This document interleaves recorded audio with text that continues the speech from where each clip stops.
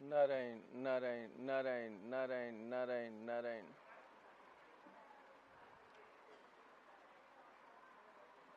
ओम गुरुर्ब्रह्मा गुरुर्विष्णु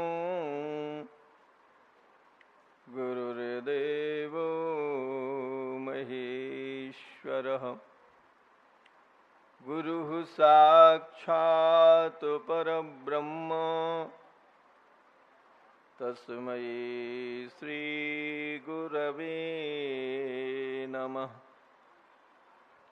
ध्येयं सदा परिभवग्नोमभीष्टदोहम् तीर्थास्पदं शिविविरिञ्चिनुतं शरण्यं वृत्त्यार्तिहं प्रणतपालो भवाब्धिपोतम् वन्दे महापुरुषते चरणारविन्दम्। प्रह्लाद नारद पराशर पुण्डरीक व्यासाम्बरीश सुख सौनक भीष्मदाल्भ्यान् रुक्माङ्गदार्जुन वसिष्ठ विभीषणादीन् पुण्यानिमान् परमभागवतान् नमामि। वागीशायस्य वदने लक्ष्मीर्यस्य च वक्षसि यस्यास्ते हृदये संवेद तं नृसिंहमहं भजे। नारायणं नमस्कृत्य नरं चैव नरोत्तमं देवीं सरस्वतीं व्यासं ततो जयमुदीरयेत्। कृष्णाय वासुदेवाय हरये परमात्मने प्रणतक्लेशनाशाय गोविन्दाय नमो नमः। भक्त भक्ति भगवंत गुरु चतुर नाम बपु एक, इनके पद वंदन किए नासहि बिनु अनेक, नासहि बिनु अनेक। अनंत कोट ब्रह्मांड नायक सच्चिदानंद परात्पर परब्रह्म सर्वेश्वर सर्वाधार सर्वांतर्यामी सर्वाधिष्ठान श्री हरि के चरणों में प्रणाम करते हुए सभी महापुरुषों के चरणों में प्रणाम। उपस्थित सभी सत्संग प्रेमी माताओं भाइयों हार्दिक अभिनंदन।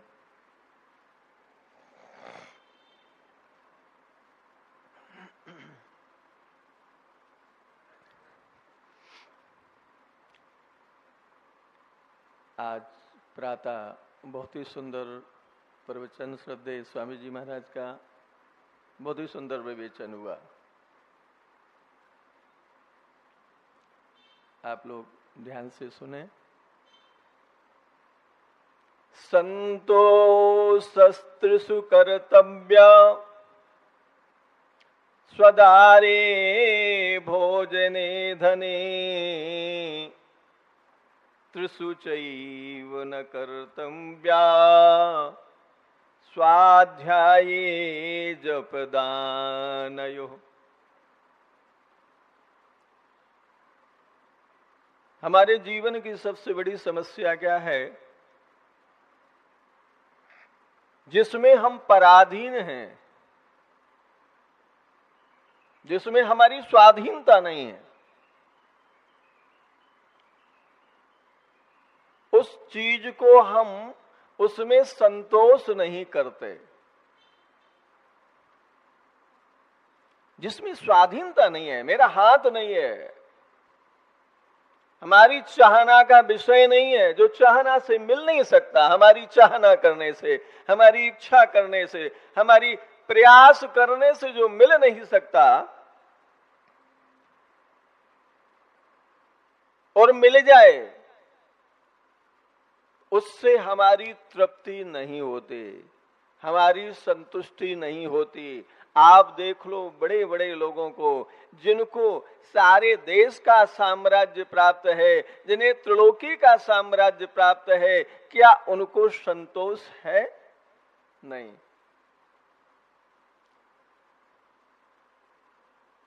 जो चीज हमारी नहीं है उससे हमारी भूख नहीं मिट सकती, और जिससे भूख मिट नहीं सकती और जिसे प्राप्त करने में हम स्वाधीन नहीं, उसके पीछे रात दिन पड़े हुए हैं।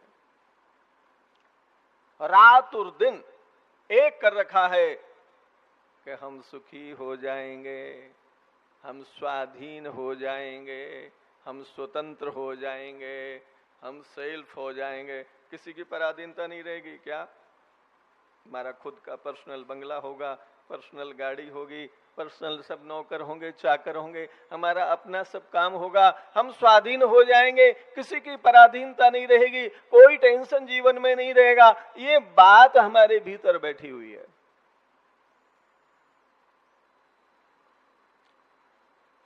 और जिसमें हमारी स्वाधीनता है,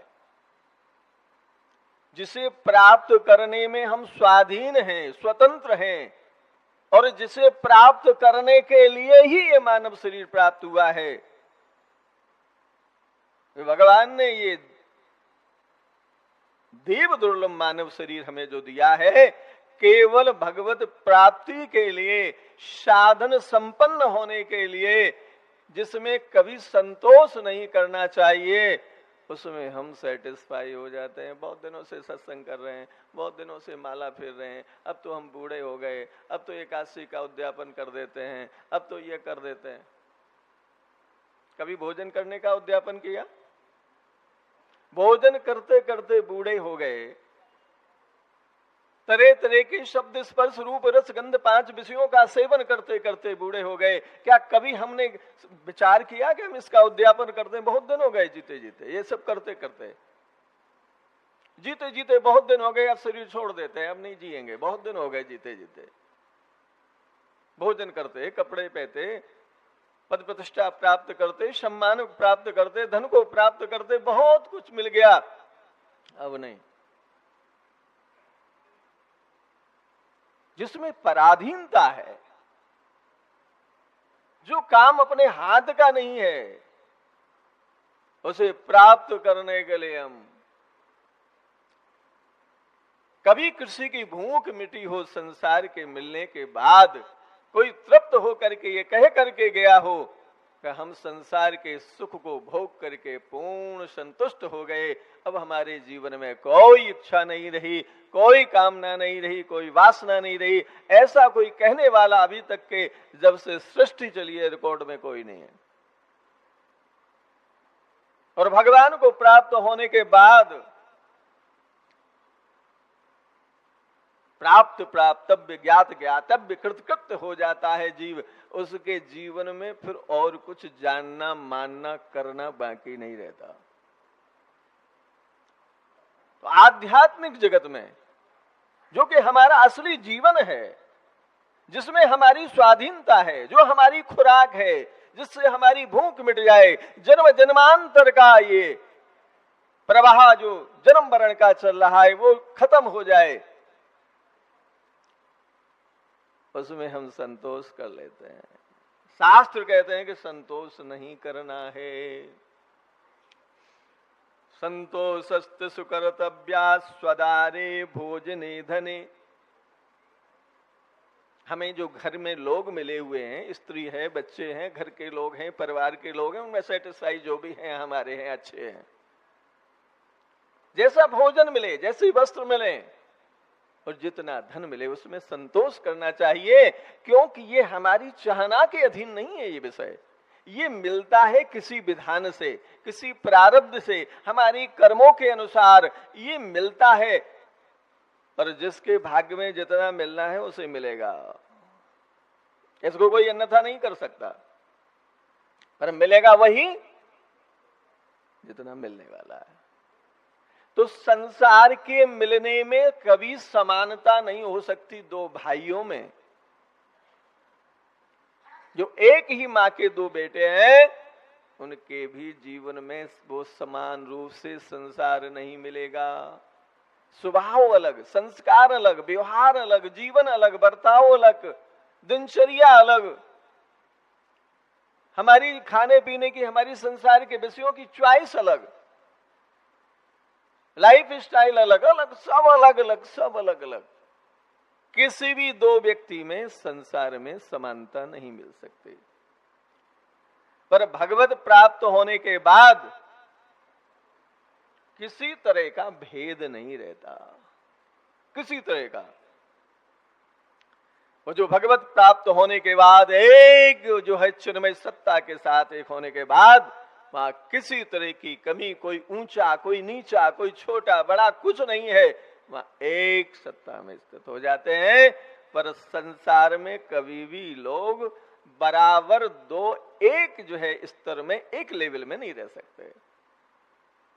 अलग अलग लेवल है, अलग अलग स्तर है। वो क्या है? वो प्रारब्ध है, वो हमारा भाग्य है, हमारा पुरुषार्थ भी साथ में है। वो किसी चाहने का विषय नहीं है, वो स्वाधीनता का विषय नहीं है, और उसमें हम रात दिन। तो यही विषय श्रद्धेय स्वामी जी महाराज ने आज प्रातः चलाया कि आज जिस धन के पीछे हम रात दिन लगे हुए हैं, तो महाराज जी ने कहा कि सिक्के से वस्तु मूल्यवान है, सिक्के से वस्तु मूल्यवान है, वस्तु से व्यक्ति मूल्यवान है, व्यक्ति से वो मूल्यवान है जिसके अंदर विवेक है, और विवेकवानों में भी महत्वपूर्ण वो है जिसे तत्व ज्ञान हो गया है, भगवत प्राप्ति हो गई है, भगवत प्रेम में डूब गए हैं। तो इन सब स्तर जो लेवल है, जो कैटेगरी है, इनमें महत्व बुद्धि कहां है हमारी? हम किसको महत्व दे रहे हैं? विचार करिए, किस बात को महत्व दे रहे हैं? चाहना करने से धन मिल जाता है, इस बात को थोड़ा सा आप कहो तो खुलासा कर देते हैं। सिक्के से वस्तु इसलिए महत्वपूर्ण है, श्रद्धेय महाराज श्री ने बताया कि सारे जीवन यदि 1 रुपया नहीं दिखाया जाए और उसको वस्तुएं प्राप्त होती रहे तो उसका जीवन निर्वाह आराम से हो जाएगा, वो मरेगा नहीं। और यदि सारे जीवन वस्तुएं नहीं दिखाई जाए, केवल धन ही धन दिया जाए तो जीवन चलेगा। एक व्यक्ति ने, चेयर पे बैठो, कुर्सी पर, एक व्यक्ति ने उपासना की भगवान शंकर की। भगवान शंकर ने प्रसन्न होकर के दर्शन दिया और कहा, बेटा वरम ब्रूहि, तुम्हारी जो इच्छा हो वरदान मांगो, मैं तुम्हारे तपस्या से प्रसन्न हूं। उस भक्त ने कहा, प्रभु ऐसी कृपा करो कि हम जिसमें हाथ लगा दें वो सोना हो जाए। भगवान शंकर ने कहा कि ये वरदान ठीक नहीं है, इससे तुम विपत्ति में पड़ सकते हो, इससे तुम दुख में चले जाओगे, तुम्हारा जीवन बड़ा मुश्किल हो जाएगा, इसलिए वरदान कुछ और मांग लो, ये वरदान छोड़ दो। वक्त के अंदर इतनी महत्व बुद्धि थी कि महाराज ने, मेरे को तो यही वरदान चाहिए, जिसे छू दूं वो सोना हो जाए। भगवान शंकर के सामने हट कर लिया। भगवान शंकर ने कहा कि तथास्तु, और चल करके जैसे ही घर पर आया है, मकान का स्पर्श होते ही सारा मकान सोने का हो गया, स्वर्ण का मकान हो गया। और जैसे ही अंदर जाकर के प्रवेश किया, अपने बेड पर बैठा, तो बेड जो गद्दे थे, बेडशीट थी, तकिया था, पलंग था, सब सोने का हो गया। प्यास लग रही थी, पत्नी को कहा कि एक गिलास जल लेकर के आओ, प्यास लग रही है। और जैसे ही वो जल लेकर के आई है, उस जल के गिलास लेकर के उसने पीने का प्रयास किया, स्पर्श होते ही वो गिलास और वो जल सोना हो गया। सोना माने पत्थर। उसके घबराहट शुरू हो गई। पानी भी यदि सोना हो जाएगा तो हम जिएंगे कैसे? थोड़ी देर बाद उसको भूख लगी तो कहा पत्नी को कि भोजन की व्यवस्था करो, भूख लग रही है, हम प्रसाद पाएंगे, भोजन करेंगे। तो उसको बढ़िया बिठाया गया, सुस्वादु भोजन बनाए, और जैसे ही वो आसन पर बैठ करके भोजन के लिए तैयार हुआ और हाथ का स्पर्श पाते ही सारी थाली, कटोरी, दाल, कढ़ी, चावल, भात, रोटी, जो कुछ भी था, सब कुछ, सब्जी आदि सभी सोना हो गया। सोना मीन्स पत्थर। पत्थर। थोड़ी देर में स्कूल से बच्चा आया और उसने अपना थैला पटका और पापा की गोद में जैसे ही पहुंचा और स्पर्श पाते ही वो सोने की मूर्ति बन गया बालक।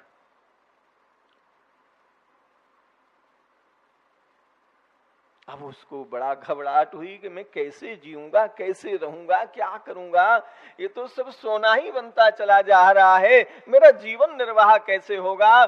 थोड़ी देर में वो पत्नी आई किसी काम से और पति के हाथ से स्पर्श हो गया। स्पर्श होते ही वो सोने की मूर्ति बन गई और उस व्यक्ति के अलावा घर में सोने के अलावा सामने कुछ नहीं था, जो कुछ था वो सोने का था। जिधर देखे उधर सोना ही सोना। अब सोना हम खा सकते हैं कि पी सकते हैं कि उसको ओढ़ सकते हैं कि बिछा सकते हैं कि क्या कर सकते हैं हम। हमारी दैनिक आवश्यकताएं जो है वस्तुओं से पूरी होती हैं, धन से नहीं। उसको अपनी भूल समझ में आई, ऐसे तो मैं 24 घंटे भी नहीं चलूंगा, मर जाऊंगा भूखा प्यासा। हाँ? अकेला रह गया घर में, सब सोना ही सोना हो गया। आप सोचिए, विचार करिए। भगवान शंकर से जाके प्रार्थना की, प्रभु गलती हो गई, क्षमा करें, वरदान को वापस लेना। भगवान शंकर ने कहा कि अब जो है दोबारा जो है वरदान वापस नहीं हो सकता, तुमने ले लिया सो अब जाओ तुम। अब घबराया कि महाराज गलती हो गई, मैं नहीं जी सकता बगैर जो है ये वरदान से, तो हम गलती में आ गए। तो महाराज भगवान शंकर ने उसे दूसरा वरदान दिया, धन धान्य होने का, सुखी होने का वरदान दिया। तात्पर्य क्या है? यदि सिक्का से वस्तु कीमती है, महाराज श्री के कहने का तात्पर्य था, और वस्तु से भी कीमती व्यक्ति है। यदि 3 दिन भोजन नहीं करे व्यक्ति तो मरेगा नहीं, और 3 दिन में भोजन सड़ करके बेकार हो जाएगा। इसलिए वस्तु व्यक्ति के लिए है, व्यक्ति वस्तु के लिए नहीं। समझ रहे हैं ना आप? वस्तु का उपयोग यदि व्यक्ति के जीवन में हो जाए तो उसकी सार्थकता है, उस वस्तु वो सार्थक हो गई, और यदि काम में नहीं आए तो व्यर्थ हो गई, खत्म हो जाएगी। चाहे वो मकान हो, चाहे वस्तुएं हैं, चाहे खाना हो, पीना हो, कपड़ा हो, सब मानव के पास आकर के सार्थक होते हैं। उसकी उपयोगिता, उसकी महत्ता, उसकी सत्ता, महत्ता सब कुछ मानव से है। यदि मानव वैल्यू नहीं दे तो वस्तु की क्या वैल्यू है? यदि हम वस्तुओं को कोई कीमत नहीं दें, क्या मतलब है? तो वो हमारे से महत्वपूर्ण है, हम उनके बगैर रह सकते हैं, वो हमारे बगैर नहीं। उनकी सत्ता, उनका जीवन, उनकी महत्ता हमारे से है। और व्यक्ति से भी कीमती वो है जो विवेकवान है।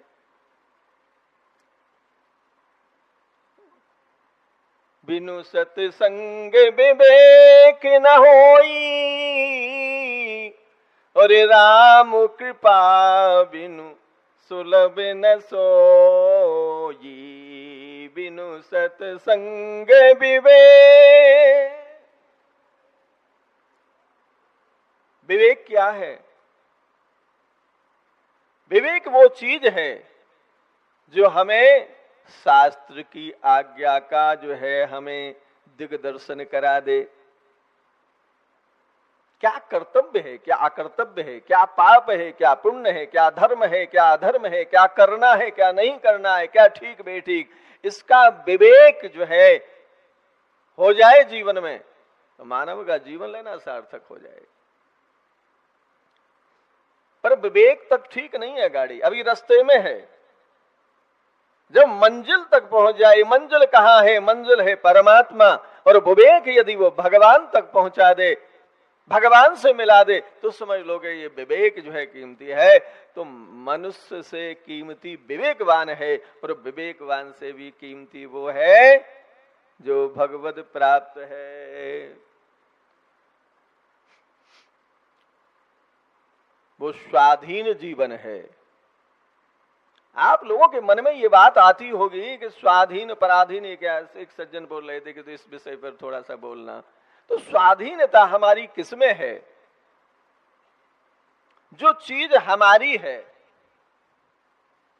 जिससे हमारी भूख मिट सकती है, जिससे हमारी तृप्ति हो सकती है, वो चीज हमारी है। और जिस चीज के प्राप्त होने में हमारी स्वाधीनता ही नहीं है, जो सबको बराबर नहीं मिल सकती, एक रूप में नहीं मिल सकती, हर व्यक्ति को नहीं मिल सकती, समान रूप से नहीं मिल सकती, प्रारब्धाधीन है, पुरुषार्थ के अधीन है और परिस्थितियों के अधीन है, ऐसी चीजें अपनी नहीं है जिसके मिलने से कभी पेट भरे ही नहीं। आप सोचिए, जो नाशवान चीजें हैं, जड़ हैं, पदार्थ हैं, उनसे हम संतुष्ट हो रहे कौन? कि ईश्वर अंश जीव अविनाशी, चेतन अमल सहिज सुख राशि। ईश्वर अंश जो भगवान का सनातन अंश है, अविनाशी है, आनंद स्वरूप है, रस रूप है, वो कितना नीचे उतर गया, नाशवान वस्तुओं के अधीन हो गया, पराधीन हो गया, गुलाम हो गया, उनमें अपना सुख खोजने लगा कि हम सुखी हो जाएंगे धन के मिल से, वस्तुओं के मिलने से। क्या आपने जीवन में कभी कामना नहीं की? आप जब साधारण परिस्थिति में थे, आपने सोचा कि मैं लखपति हो जाऊं, मैं सुखी हो जाऊंगा। आप लखपति हो गए, फिर भी आप संतुष्ट नहीं हो पाए, सुखी नहीं हो पाए। फिर आपके मन में संकल्प हुआ कि लखपति से क्या करोड़पति होते तो ठीक रहता, और करोड़पति भी हो गए। उसके बाद आप सेटिस्फाई हो गए क्या? जो 10 20 50 भये सत हो, ये 1000 2 लाख मगेगी। अरे कोटि अरब खरब पृथ्वी पति होने की चाह जगेगी। और तुलसी एक संतोष बिना, 60 तेरी तो भूख कबू न भगेगी। संतोष बिना, बिन संतोष न काम न साही।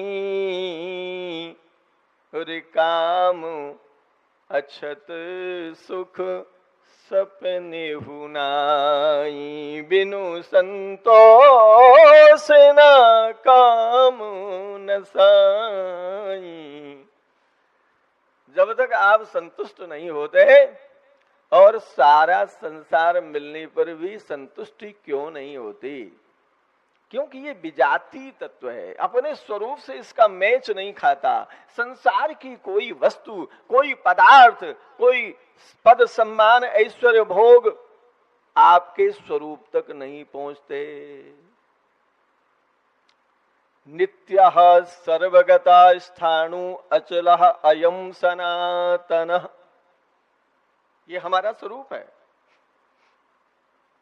जहां न भूख है, न प्यास है, न जन्म है, न मृत्यु है, न पाप है, न पुण्य है, न संयोग है, न वियोग है, न लेना है, न देना है, न जीना मरना, वहां कुछ है ही नहीं। वो सत्ता है, वो आनंद स्वरूप है, वो प्रकाश स्वरूप है। वहां पर भौतिक जगत की कोई वस्तु पहुंचती नहीं है। केवल हम संबंध जोड़ करके, देहाभिमान करके, चिज्जड़ ग्रंथि को स्वीकार करके और उससे सुखानुभूति करते हैं। बहुत आनंद आया, बहुत सुख हुआ, बहुत मजा आया भोजन में। यदि आपको भोजन में मजा आया, सुंदर सुंदर भोजन, सुस्वादु पकवान आपके सामने थे और आपने खाया, मजा आया, और उसके बाद यदि कोई आपको दे के थोड़ा सा 2 लड्डू और ले लो, नहीं नहीं नहीं नहीं नहीं, अब भाई आनंद आ रहा है तो और ले लीजिए। यदि आपको भोजन में संतुष्टि हो रही है, तृप्ति हो रही, तो और ले लीजिए। नहीं नहीं नहीं, अब नहीं चलेगा। क्यों नहीं चलेगा? कि सीमित जड़ देह तक ही उसकी पहुंच है, आप तक नहीं। और जो असीम हमारा स्वरूप है, असीम परमात्मा के साथ जिसका संबंध है, उसमें चाहे जितना प्रेम आ जाए, चाहे जितनी भक्ति का प्रभाव हो जाए, उसे कभी जो है दीनम दीनम नवेम नवम नवामि नंद संभवम, दिने दिने नवम नवम नमामि नंद संभवम, दिने दिने। आप देखेंगे आपको कभी भगवान के नाम से आपका पेट नहीं भरेगा, संतुष्टि होगी नहीं। दिने दिने नवम नवम, ये नहीं कि भाई पेट भर गया, भोजन अब नहीं चलेगा। ये ऐसा असीम आनंद है, हमारा स्वरूप असीम है। और जीव और परमात्मा के बीच का जो नित्य संबंध है, वो भी नित्य शाश्वत है। उसमें कोई बीच में बाधा नहीं है। तो सज्जनों, भूख यदि कभी किसी की मिटी है तो भगवान को प्राप्त करके ही मिटी है, भगवान को अपना मानने से ही मिटी है। भगवान के साथ संबंध हो जाने से जो नित्यनव वरदान प्रेम का आदान प्रदान होता है, उससे ही तृप्ति संतुष्टि मिलती है। संसार के विषयों से कभी किसी को तृप्ति नहीं मिली,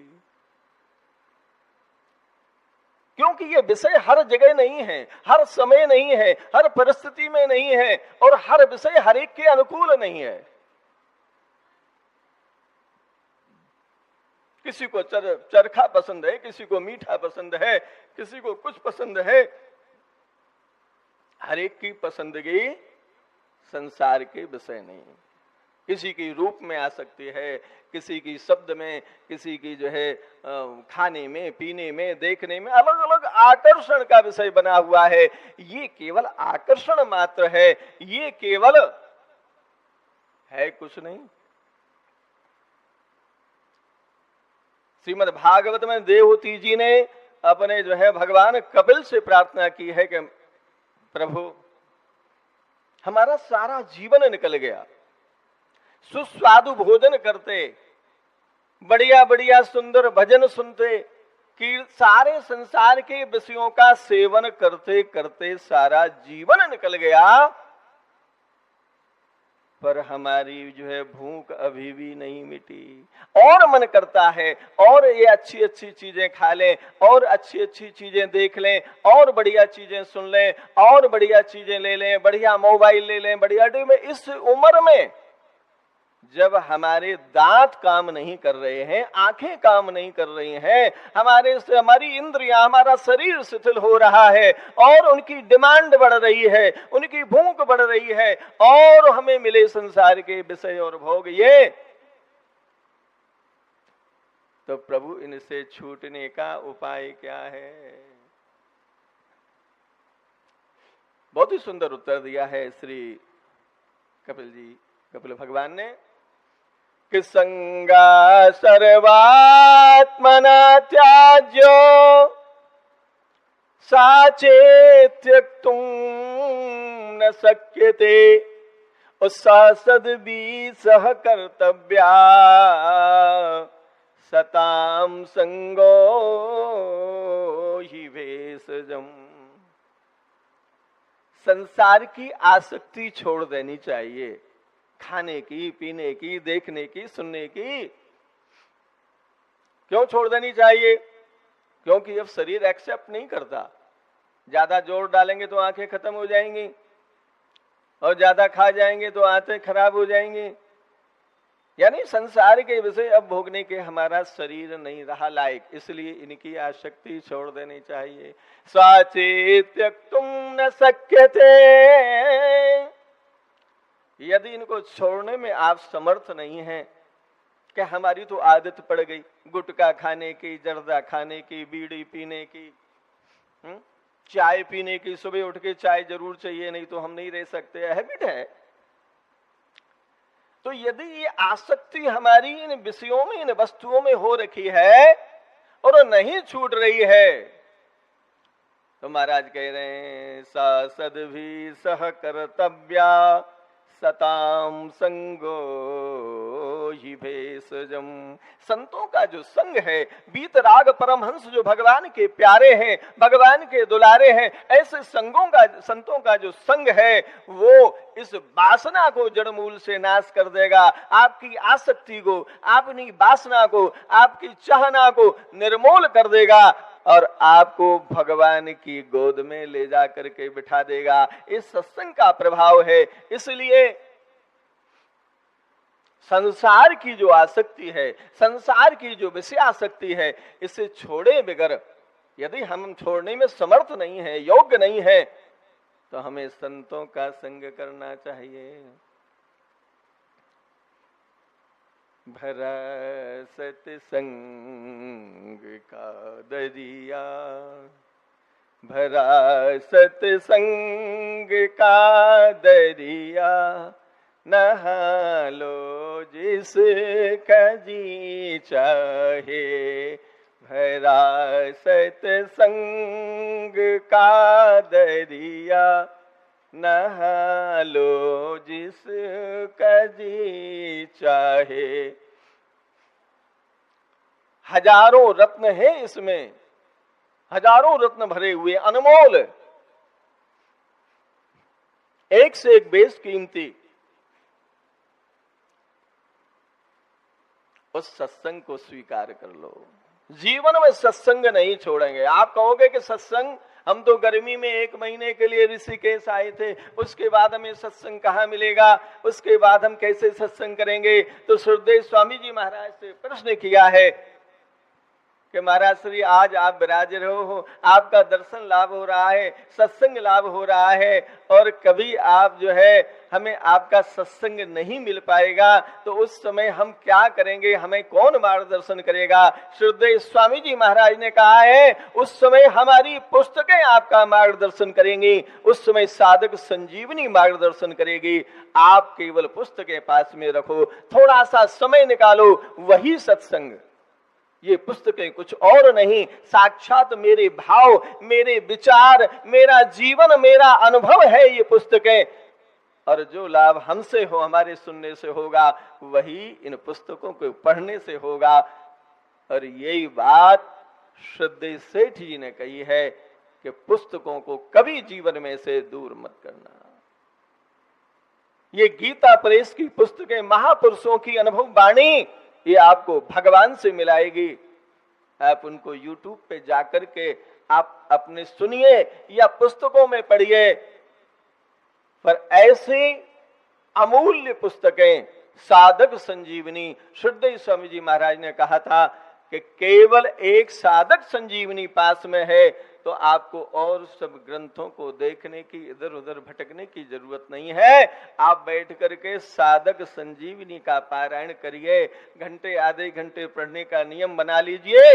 आपको जो खुराक चाहिए वो खजाना है, अमूल्य निधि है, उसमें सब भरा हुआ है, जो चाहिए वो मिल जाएगा। आप केवल तैयार हो जाइए।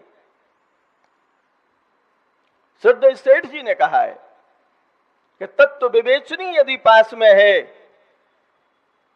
तो आपको फिर किसी की चिंता करने की जरूरत नहीं है, कहीं भटकने की, इधर उधर जाने की।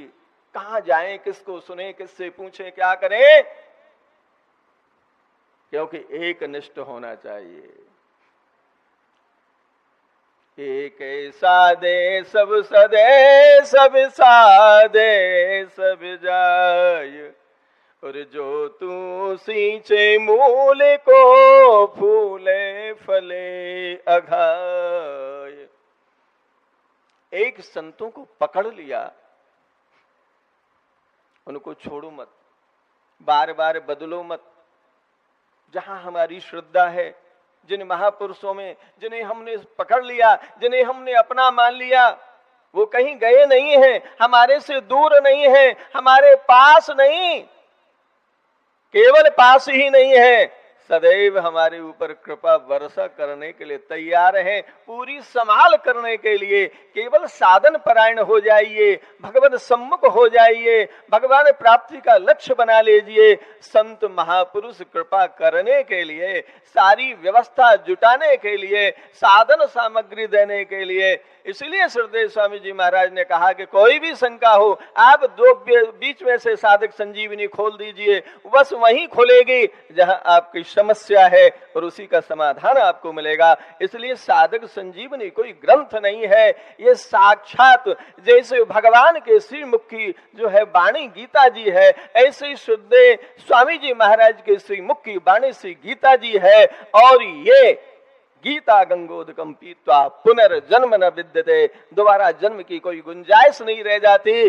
और महाराज यमराज भी घबराते हैं, कांपते हैं। जिसने गीता जी पढ़ी है, इसने सीता साधक संजीवनी पढ़ी है, ये स्वर्गाश्रम ऋषि के इसमें सत्संग किया हुआ है, इसने गंगा स्नान किया है, ये भगवान का नाम लिए हुए हैं, इनके पास भूल करके भी मत जाना, ये हमारे ग्राहक नहीं है। और इनके पास भूल करके यदि तुम चले गए तो मैं तुम्हारी रक्षा नहीं कर सकता। जिनका संबंध भगवान के साथ हो गया है, जो भगवदीय जन है, जो वैष्णव है, उनके जीवन की अलग ही विलक्षणता होती है। उनसे कोई भी उनके सामने देख नहीं सकता, कड़ी निगाह से। भगवान के भक्तों का ये जो है पावर, ये पावर भगवान की है। प्रहलाद जी को मारने के लिए बहुत प्रयास किए गए, बहुत उद्योग किया गया, बड़े बड़े राक्षसों ने, पर महाराज मारने की बात तो छोड़ो, बाल बांका नहीं कर सके। दुनिया के कोई भूत, कोई प्रेत, कोई जिंद, कोई ग्रह, कोई नक्षत्र, कोई तारे, कोई पड़ोसी, कोई डाकू, कोई बदमाश, कोई लुटेरे आपका कुछ भी नहीं बिगाड़ सकते। जो भगवान के होते हैं, दुनिया उन्हें प्यार करती है, उनका आदर करती है, उनका सम्मान करती है।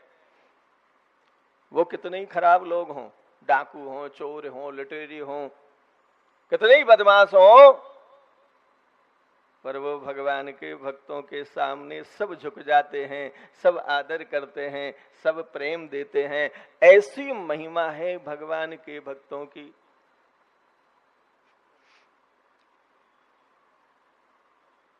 क्योंकि भगवान के जो भक्त होते हैं,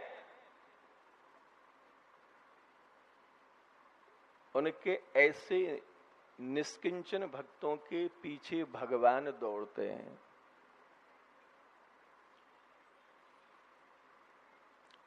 भगवान चाहते हैं कि निरपेक्षं मुनिं ब्रह्म निर्वैरं समदर्शनम अनुव्रजाम्यहं नित्यं पूयेत्यंगिरेणुभिः पूयेत्यंगिरेणुभिः।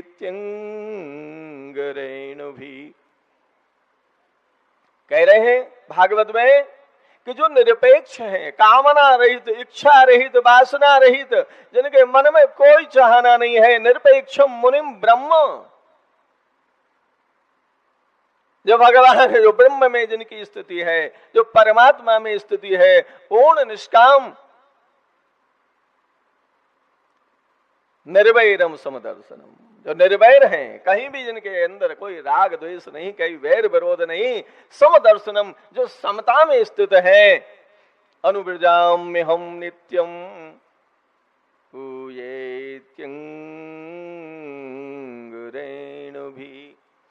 ऐसे संतों के पीछे पीछे मैं इसलिए चलता हूं कि उनकी चरण रज मेरे ऊपर पड़ जाए और मैं पवित्र हो जाऊं।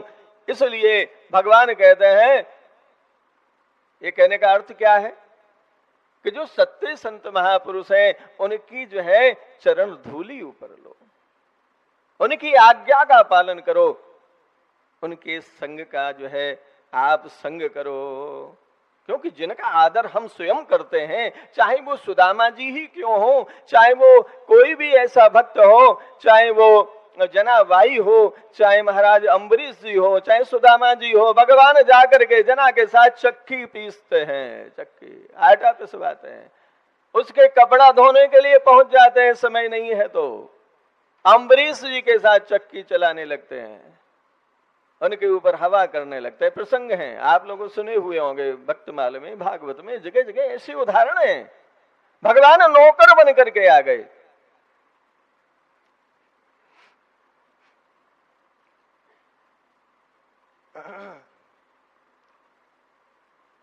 भगवान को संत अति प्रिय है, जो निष्काम है, चाहना रहते हैं, कामना रहते हैं। आपने नाम सुना हो, एकनाथ जी महाराज महाराष्ट्र में हुए हैं, बहुत अच्छे संत। उनके अंदर क्या विशेषता थी? उनके अंदर सिर्फ ये विशेषता थी कि छोटे से बालक थे, 5 वर्ष की उम्र में घर छोड़ करके निकल गए थे। और कहां गए? भगवान की आराधना करने नहीं।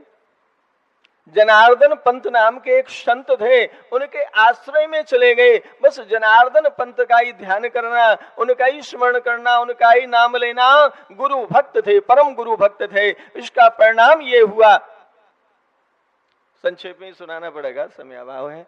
बहुत सुंदर जो है विषय है। तो छोटा सा बालक भगवान को क्या जाने, गुरु आश्रित जीवन हो गया। और गुरु की सेवा में, गुरु की आज्ञा में, गुरु का अनुगत जिसने जीवन जिया, भगवान स्वयं आकर के दर्शन देने आए हैं, अपना दर्शन दिया है। भगवान की उपासना नहीं की। यहां तक तो ठीक है, चलता है कि भगवान ने दर्शन दिया, यहां तक तो कोई दिक्कत की बात नहीं है। संतों की सेवा की, गुरुजनों की सेवा की, भगवान ने दर्शन दिया। पर इससे आगे की बात सुनिए।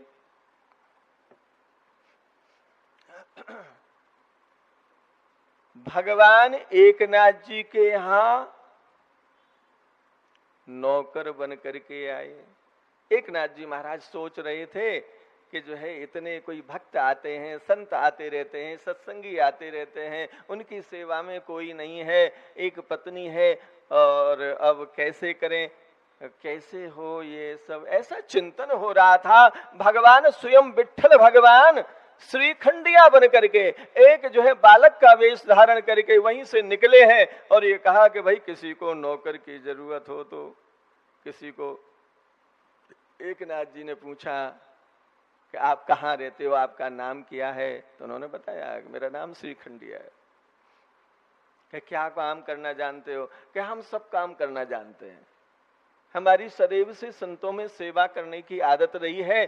संतों का सारा काम करना, उनके कपड़े धोना, झाड़ू लगाना, पूजा की सारी सुविधा व्यवस्था जुटाना, भोजन भंडारा जो भी हो, हम सब सेवा में परफेक्ट हैं। और कि आपकी तनख्वाह क्या है? तो महाराज बोले कि मेरी कोई तनख्वाह नहीं है।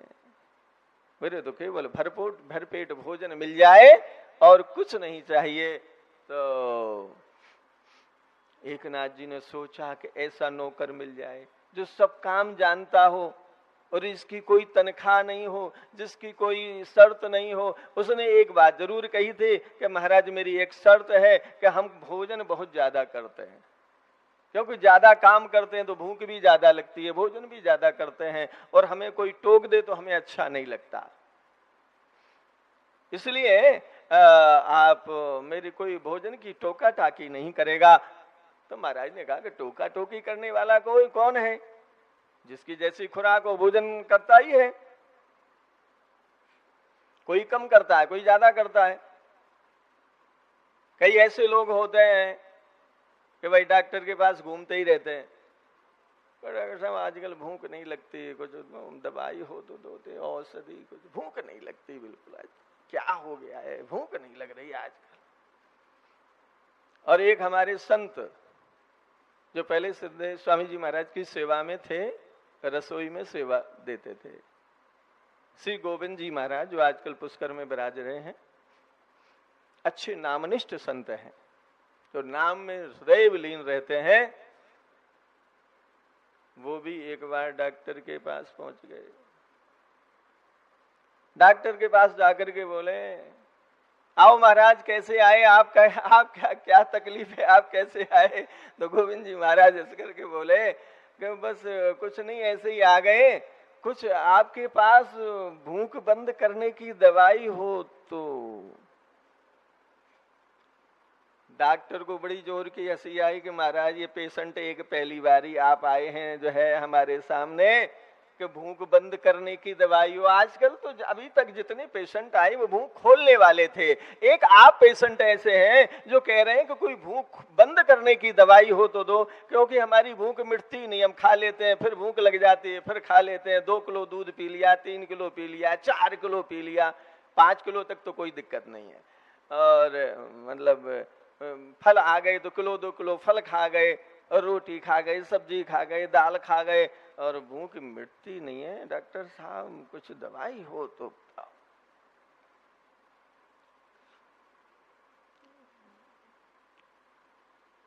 आपको भूख इतनी लगती है, लोग परेशान हैं भूख खोलने के लिए, आप बंद करने के लिए परेशान हैं। इसके पीछे रीजन क्या है, इतनी भूख क्यों खुल गई? कि जो भगवान के भक्त हैं और जो भगवान के भक्ति में मस्त रहते हैं सदैव, जिनको कोई टेंशन नहीं। क्या टेंशन? कि चाह गई चिंता मिटी और मनवा बेपरवाह, जिनको कछु न चाहिए सो साहन। जिनको कोई चाहना नहीं है वो सदैव, आप देखेंगे गोविंद जी महाराज खिलखिला के हंसते रहते हैं हमेशा, छोटी छोटी बात में इतनी जोर से हंसते हैं कि उनकी सारा जो है सारे दिन कपालभाति होती रहती है।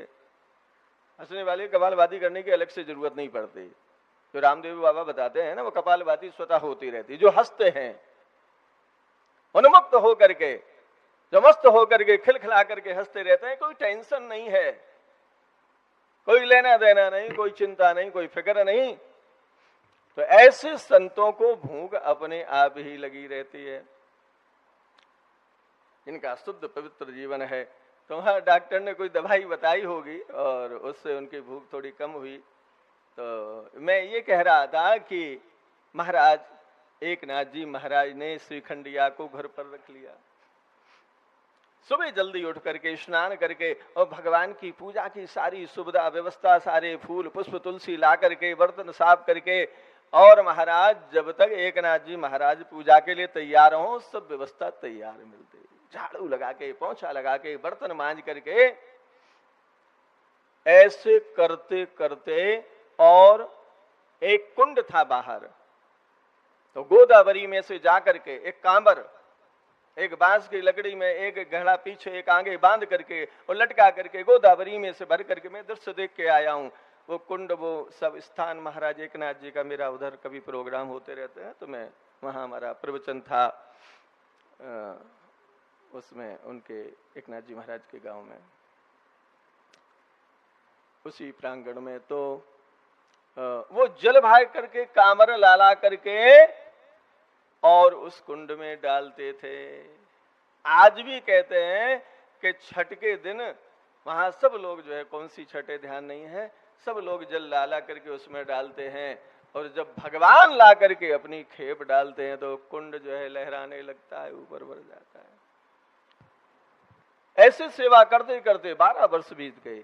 झाड़ू लगाते, पोंछा लगाते, पानी भरते, सारा कैंकर करते, 12 वर्ष बीत गए। और 12 वर्ष बाद एक बार जो है पत्नी ने कहीं टोक दिया कि आजकल तुम दिखती नहीं हो, भाभी कहाँ रहती हो, बात ही नहीं करती, बहुत कमजोर हो रही हो, क्या करें कि हमारे यहाँ ऐसा नौकर आ गया है कि जो उसका पेट ही नहीं भरता, सारे दिन बनाते रहो, खिलाते रहो, उसकी तरफ भूख नहीं मिटती, इतना खाता है। भगवान सर्वांतर्यामी भगवान महाराज वो तो श्रीखंड या तो गायब, और जब नहीं आए तो रोने लगे एकनाथ जी महाराज, प्रार्थना करने लगे, अन्न जल छोड़ दिया। रात्रि में भगवान ने प्रकट होकर के दर्शन दिया है कि प्रभु आप मेरी सेवा करते रहे, हम आपसे सेवा लेते रहे, हम के आपके दासानुदास। तो भगवान ने कहा कि तुम इतने क्यों घबरा रहे हो, भक्त हमें इतने प्रिय होते हैं जैसे माँ को बालक प्रिय होता है, उसका कैंकर, उसकी सेवा उसको अतिशय प्रिय होती है। ऐसे ही भक्तों का काम करने से हमें जो प्रसन्नता होती है सेवा से, वो सुख हमें वैकुंठ में नहीं मिलता। हमारी सेवा करने वाले, हमारी पूजा करने वाले, हमारी स्तुति गाने वाले बहुत हैं दुनिया में, पर हमें किसी सेवा का अवसर नहीं मिलता। ऐसे आप जैसे निष्काम और निष्किंचन भक्तों की सेवा का जब हमें अवसर मिलता है तो हमें जो संतुष्टि मिलती है, जो हमारे हृदय में जो आनंद की जो, वो हमें अन्यत्र नहीं मिलता। तुम निश्चिंत रहो, हम तुम्हारे को छोड़ करके कभी दूर नहीं जाते, हम सदैव तुम्हारे साथ रहते हैं। ऐसे भक्तों को हम कभी छोड़ करके दूर नहीं जा सकते। तो ऐसा सुंदर ये विषय, तात्पर्य क्या है कि जो संतों का संग करते हैं, महापुरुषों को श्रवण करते हैं, उनको पढ़ते और सुनते हैं, भगवान इतने प्रसन्न हो जाते हैं कि जो भक्ति रखते हैं महापुरुषों में, भगवान उनके भक्त हो जाते हैं, दास हो जाते हैं।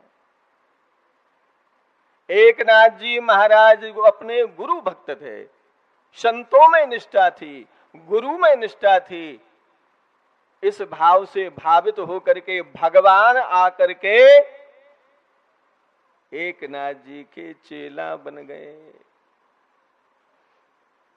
तो जो संतों में जिनकी, श्रद्धेय सेठ जी, श्रद्धेय स्वामी जी महाराज, श्रद्धेय भाई जी के, ऐसे जो है तत्वनिष्ठ भगवत प्राप्त महापुरुषों के जो है भगवान ऋणी रहते हैं। और ऐसे संतों से जिनका जीवन जुड़ जाता है, निष्ठा जिनकी ऐसे संत महापुरुषों में हो जाती है, भगवान उनका सब काम करने के लिए तैयार होते हैं।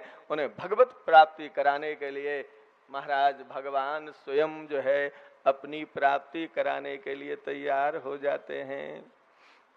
तो अपनी श्रद्धा महापुरुषों में बढ़ाओ, अपनी श्रद्धा महापुरुषों के ग्रंथों में, उनकी जो है जो वाणी में हमारी निष्ठा होनी चाहिए। और ऐसी निष्ठा यदि हो गई तो महाराज भगवान के मिलने में कोई देरी नहीं है। तो आज जो 5 बजे विषय चला कि सिक्का से वस्तु, वस्तु से व्यक्ति, व्यक्ति से विवेकवान, विवेकवान से भगवत प्राप्त श्रेष्ठ है। आप वैल्यू किसकी कर रहे हैं? आप सिक्के के पीछे पड़े हुए हैं। आप अपना लेवल देखिए, हम कहाँ लगे हुए हैं, हमें पहुंचना कहाँ है।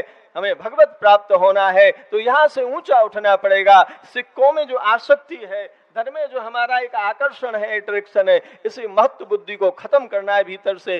पैसा होना खराब नहीं है, धन होना खराब नहीं है, उसका उपभोग खराब नहीं है, उसमें जो आसक्ति है, उसमें जो महत्व बुद्धि है, उसमें जो संग्रह बुद्धि है, जो हमारा पतन करने वाली है, उससे हमें दूर होना है, उससे हटना है। बस इतने से सारा काम हो जाएगा।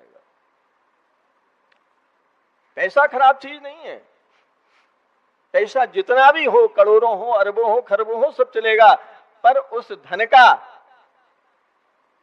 धन के भीतर हमारी महत्व बुद्धि नहीं होनी चाहिए, उसमें अट्रैक्शन नहीं होना चाहिए। यदि हमारा मन विषयों में खिंच रहा है धन में, तो भगवान में कहां से जाएगा। इसलिए अट्रैक्शन धन में नहीं, भगवान में होना चाहिए।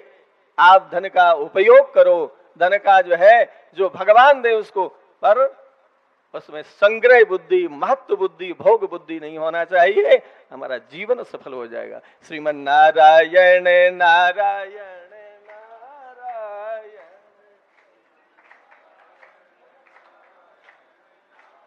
नारायण श्रीमन नारायण नारायण श्रीमन नारायण नारायण।